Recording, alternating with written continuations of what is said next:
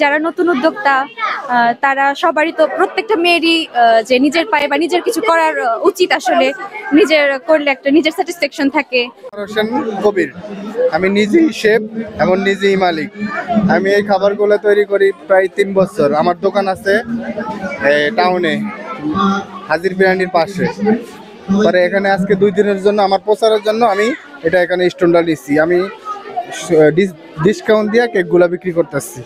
মানে আমাদের হ্যাঁ, এটা আমি প্রথম জব করছিলাম চট্টগ্রাম ফুলকুলিতে প্রায় 18-19 বছর। পরে আমি নিজেই একটা প্রতিষ্ঠান দিচ্ছি। 3 জন কর্মচারী আছে আর দোকানে 2 জন, মোট 5 জন। আর আমি নিজেই শেফ। আলহামদুলিল্লাহ, সবাই বলে আমার কেক অনেক ভালো। এটাই আমি খুশি। কেকটা কিভাবে তৈরি করি? প্রথম ডিম, চিনি, ময়দা মিক্স করে তারপরে এলো ক্রিম, হুইট ক্রিম আছে না, হুইট ক্রিম দিয়ে তৈরি করি আমি। না, ক্ষতি নাই, ক্রিমটা কোনো ক্ষতি নেই। আমার ক্রিমটা আসে বাহিরের থেকে, আবার আমার একটা ময়দা আছে বাহিরের থেকে, ময়দাটা আছে, ওই ময়দাটার কেজি 600 টাকা। মালয়েশিয়ার থেকে আসে, ঢাকা আসে, প্রিমিক্স ময়দা।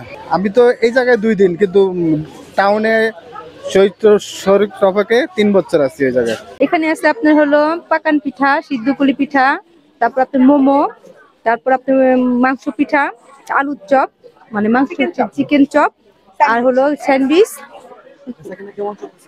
আলহামদুলিল্লাহ ভালো।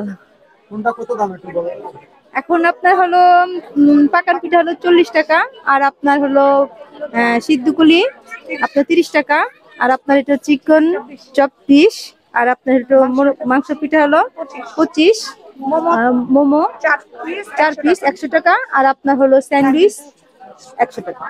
40 না? হ্যাঁ, শখে। তারপরে আমার একটা পেজ আছে, ওই পেজের থেকেই আর কি আমার উদ্যোক্তা নেওয়া আর কি। পেজের নাম কি? আয়শা রহমান।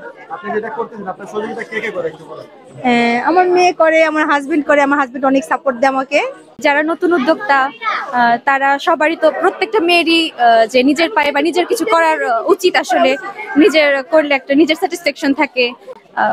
এই তো আসলে কোনো কিছুই একবারে এক ধাপে উপরে উঠে যায় না, একটু ধৈর্যের ব্যাপার আছে। ধৈর্য নিয়ে আস্তে আস্তে, হ্যাঁ, একটু ধৈর্য ঠিক রেখে আস্তে আস্তে করে অল্প অল্প করে এগিয়ে যেতে হবে। অল্পতেই ধৈর্য হারা হওয়া যাবে না।